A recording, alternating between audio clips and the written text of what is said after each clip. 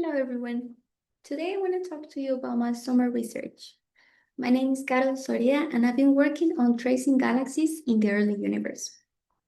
Well, kind of what I've mainly been doing has been looking back in time, thanks to the James Webb Space Telescope. But why looking back in time? Something that amazes us about light is its finite speed.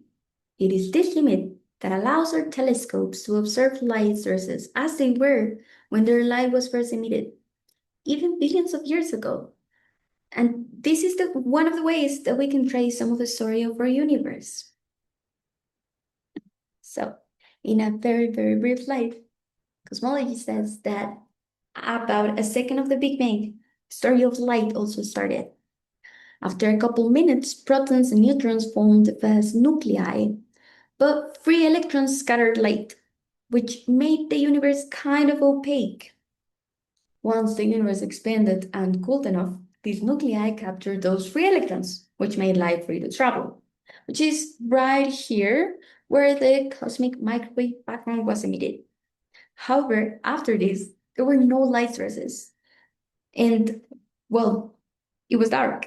So that's why these long epochs known as the Dark Ages. And it wasn't until the first stars were formed that the Dark Ages ended. So that the properties of these first stars and galaxies shape the entire intergalactic medium to the complex universe we have today. This is known as the epoch of reionization.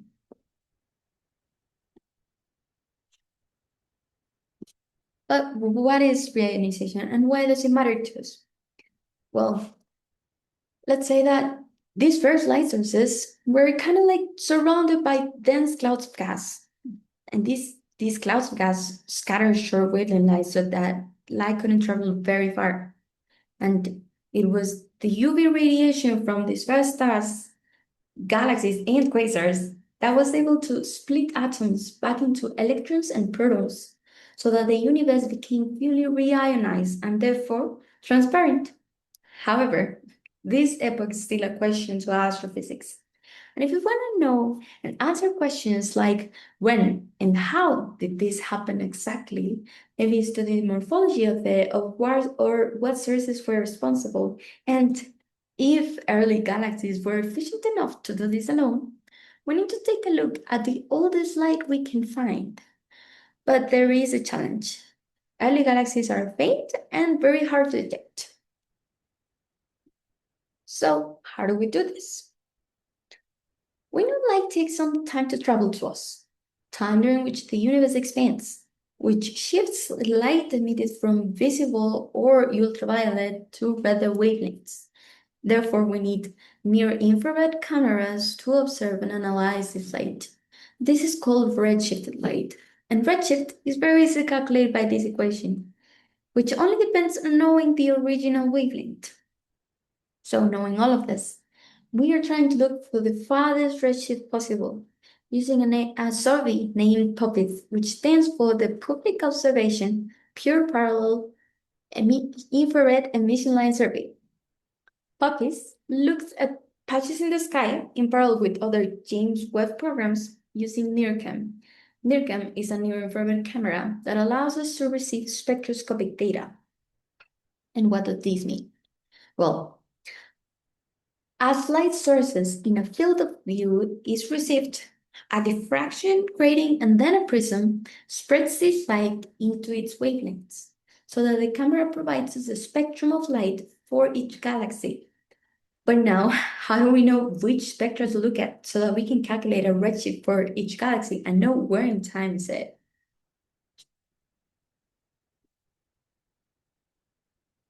This is where the method comes. So what do we know? We know that the sum of the light sources should have been efficient enough to produce ionizing photons. But then, in order to calculate this efficiency and then compare it to the budget of photons needed to reionize the whole universe, we need measurements of their properties. But then, trying to count directly the amount of ionizing photons emitted gets more and more restricted as we get higher and higher in redshift because of the opacity of the IGM. This is why we use spectroscopy. where the spectrum will show emission lines, which mean a presence of certain elements. And then the ionizing conditions of galaxies can be indirectly measured using nebula emission line properties added to galaxy luminosities, as we can see, for example, in the ionizing photon production efficiency calculation that involves a hydrogen line. This is why the galaxies we study in this research emit strong oxygen and hydrogen lines, which are created from collisionally excited oxygen ions and hydrogen transitions. These lines indicate the presence of hot and young stars that ionize the surrounding gas and that can emit high-energy photons. This graph here, for example, is one of the strongest spectra I found, where we can even detect H-gamma. And this galaxy is at a redshift of 8, which means that light traveled about 13.1 billion years to get to us. Now, let's talk about our galaxy sample. After I looked at hundreds and hundreds of spectra of the first fields observed in POPPIES survey, I found 4 galaxies at redshift of 8, 3 at redshift of 6, and 3 at redshift of 7. These galaxies correspond to a time when the universe was less than 1 billion years old, and this is what their 1D and 2D spectra look like. The one on the top is the 1D, and the one on the bottom is 2D spectra. The galaxy at the top corresponds to a redshift of 8.6, and the one at the bottom corresponds to a redshift of 6. So, first, we measured the flux from the continuum fitting using a line finding code, and then I calculated the redshift, luminosity, and equivalent width. So, some of these galaxies even showed H beta equivalent with detections. 2 of them showed H gamma and 3 of them showed helium. So even though this is a small sample, we can still see a wide range of time and the spectral properties during this time. Let's look. The next graphs, for example,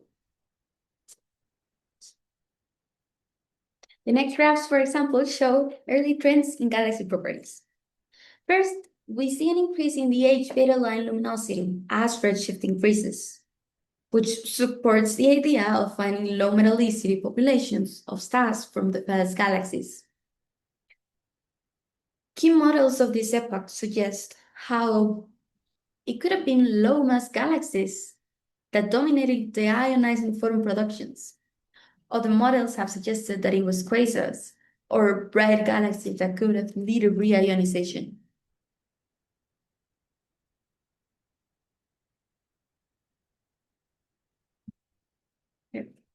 In these other graphs, for example, we have the luminosity of the oxygen line, which however seems to decrease through redshift, while its rest frame equivalent width shows a slight increase.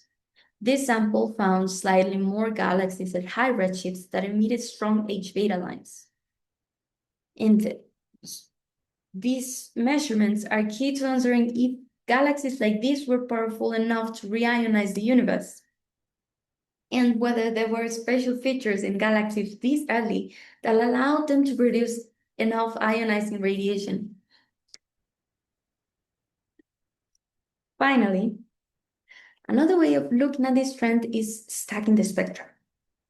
Because individual galaxies are faint and noisy, particularly those with low-mass galaxies that have been recently suggested to dominate the early universe, we shift the spectra of all galaxies to a common rest frame wavelength using their redshift. This allows us to look at features like the oxygen 4969 or the H gamma line, which are too faint in single spectra. The spectrum on the right shows the full sample of the stacked spectrum, and the one on the left is the stacked spectra of only galaxies at redshift higher than 8. These graphs help us visualize how it is more usual to detect H beta lines at higher redshifts. Finally, this near-infrared surveys help us investigate properties like metallicity and style formation of galaxies, allowing us to understand if low-mass galaxies produce enough ionizing photons that could have escaped to then ionize the medium around them, and then reionize the entire universe. Special thanks to my advisor, Jay Han, to the Lama and Poppies team, and to RIT for giving me this opportunity. Bye!